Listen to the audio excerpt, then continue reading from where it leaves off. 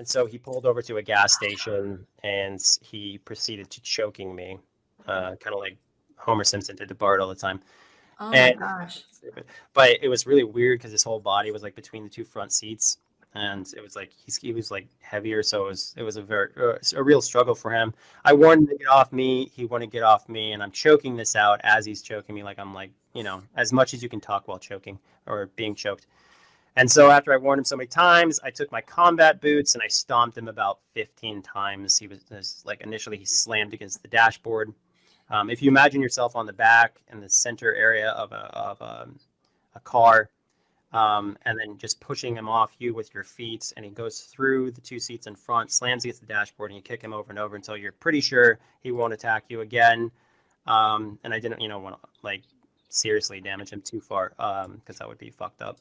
So I stopped when I thought I was safe, but then he went around the car and started choking me again. Then he bled all over me, and once he went to he's choking me again, but once he went to wipe the blood off his face, that's when I took my chance and I darted off, and the cops eventually. I was just sitting on a curb crying. Oh no, this is horrible. Thing, and what's weird about him is that he changed his story multiple times. First, he said that he just gently put his hand on my shoulder. Actually, no. The first story he said that he did absolutely nothing, and I just allegedly hauled off and punched him in the face, which makes no sense. But okay, that's what he told my little cousin.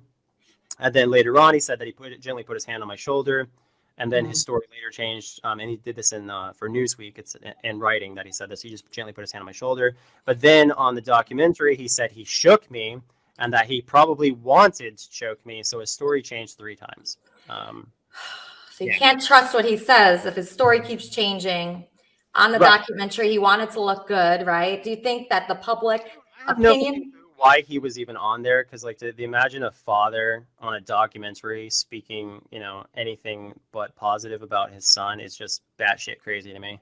Exactly. I would not trust anyone after my father went against me like that. I could see why you have sorry, go ahead. I was just gonna say I could see why you have so many trust issues, because your own family has turned on you. Well, the key players like my mom and my sisters and some other relatives are professing their love for me and still being inclusive and stuff in my life in general. So that's nice. Good. That is nice. Yeah. Okay, we have High Pitch Erik. High Pitch Erik, you're on with Onision. Well, first of all, I want to say Carl was way worse. He's a piece of shit. Carl? I fucking hate him. Yes. Why do you hate Carl? Because I know his history. He's a piece of shit. And if I had a kid, I would choke both of these fucking people. Okay. You would not do that, Erik. You're a very nice guy. You're not a violent guy. And Carl, what? Listen, I know I'm not a violent guy, but after I know these people and their history, I mean, these guys are pedophiles. Nobody here is a pedophile, Erik. We have Carl here. I don't know him as a pedophile. Onision was found innocent of everything. Hi, Erik. So, how you doing? So Onision, why did you? So, if you were found innocent, why did your father still choke you out? I don't understand the question. So that was a different circumstance. This is when Onision was a child. He's saying that he was like abused by his father. It's very hard, I'm sure, for him to talk about this. And I feel bad, that he went through this. It's horrible what he went through as a kid. And now it's affecting him. What happens to us as a young child affects us our whole life, Erik. So let me ask you a question. So you were abused as a child. Would you ever want to get revenge back on your dad? I think that's been done. I beat him up for it. Yeah, he beat him up. He was beating him up, but there's still pain there, even though you beat up your dad. Even so, I think that still affects us like later on in every relationship. And you've had so many volatile relationships. I wonder if your dad and your childhood was a part of that, and if you're working on that at all. So my relationships and my issues almost unanimously stem from my problem with the use of illegal drugs. Oh, really? Okay. I have a problem with people who use illegal drugs being my significant other. I definitely think Carl might be the worst thing to ever happen to the show. He's so annoying. Yeah, he's right here. And you know what? Hey, how are you, Weezy? How are Great. How are you? You need to improve quite a bit before you come on more. You are so bad. Yeah, so in what capacity? You're talking to way? hear yourself. You're trying to be all cutesy. Like there's no redeeming qualities that I see. You're a faggot. Okay, all right. Okay, so last week I was watching the wrap-up show, and actually Carl was a topic. Yeah, he's just like he's a stream killer. He comes on here to hear himself, and he has these little like ridiculous cutesy. He's trying to be all funny. He can't make eye contact with the fucking camera. He hasn't looked at the camera one time. He might be nervous. He's just the worst thing to ever happen to the show. Well, what did you ask Onision, Weezy? What did you ask him? You must not have been paying attention. What did you ask him about? I don't about answer to Carl. I don't answer any questions. What did you ask him? Carl, you are. I asked him the important shit to happen. I asked him the important question. Sorry, I upset you, but you're pathetic. Fuck you. You oh too, my gosh! So last week on the wrap-up show, I actually have a clip of them talking about Carl. Carl was a big topic. Here it is. Here's Carl. Carl today. I hated him. I did too. Carl, if you're watching. Danny, were you happy to see his feet? Danny, were you happy to see Carl's feet? I missed that part. So you missed. He's trash, Carl. If you're watching, you're trash. Even your own streams are trash. When you come on here and you try to do this cutesy, I'm smart thing, it never works. You're garbage. You're never going to be on this show. And I want to point out that the day Sherman came back to the show, Elisa had ended it because this person, Penelope, came up and bashed her and shamed her and made fun of her looks, and that was Carl. So but then brought Charmin back. It was a great. So Lisa ended the show, and then Charmin popped up, and she brought it back up. It created a great moment. But Carl, you're just a douche, man. Carl, you are a douche. Carl's a piece of shit.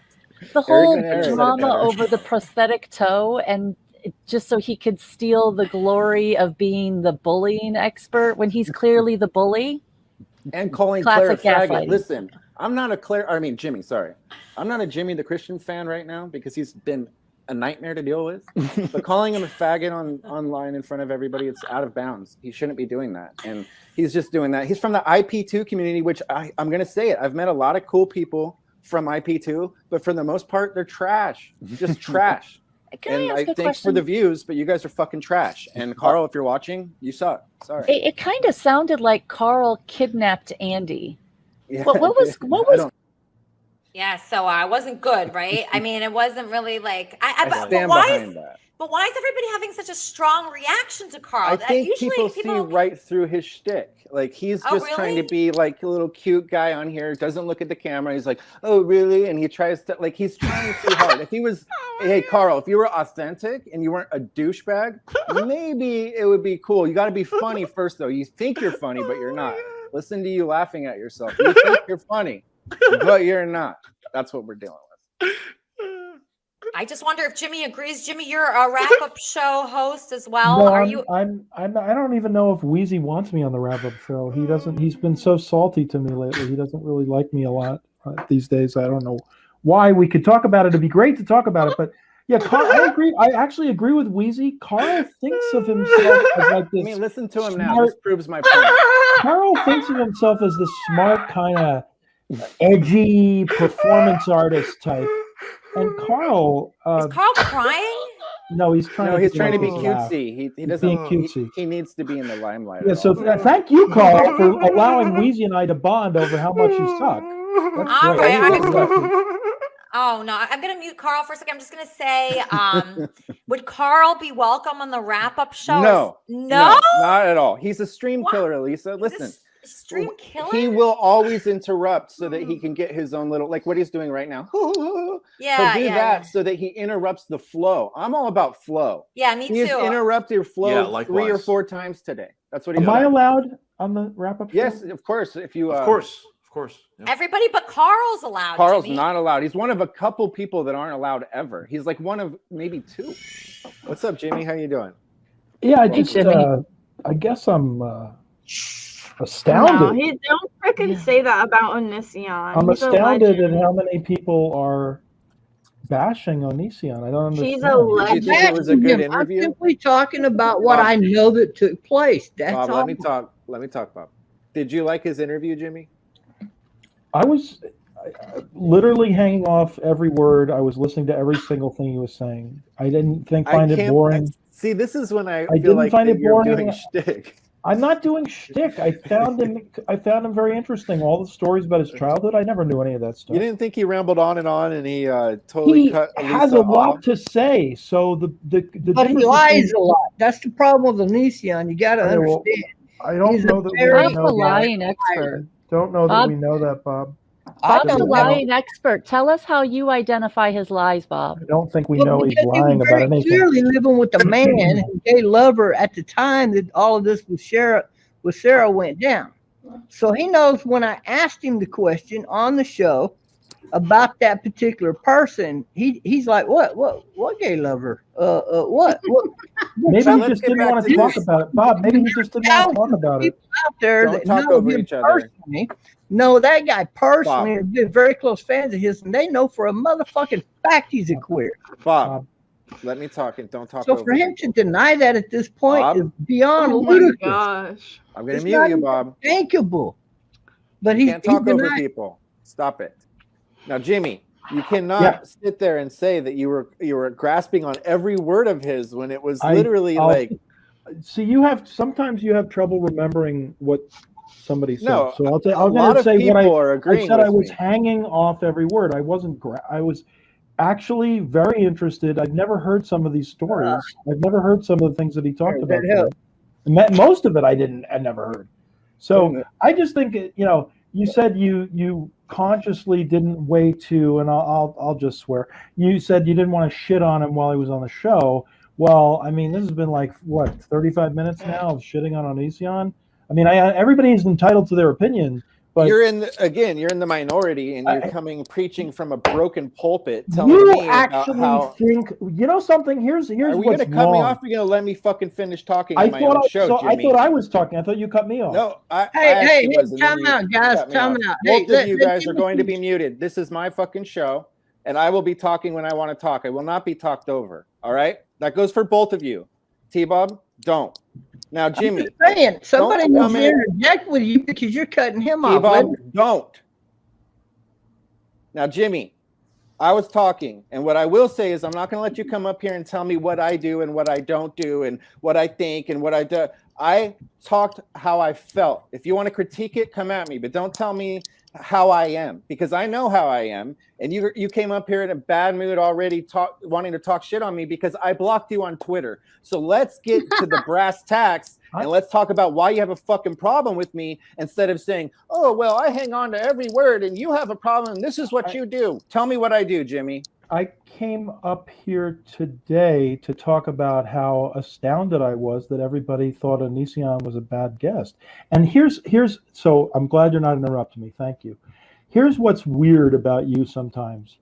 And I know you say, don't tell me what's wrong with me, but somehow you have this idea that if a person has an unpopular opinion, like me sometimes, like I have an unpopular opinion, that somehow, I don't know, I should just hang it up and go home or something. No, I've never told you not to have an opinion, Jimmy.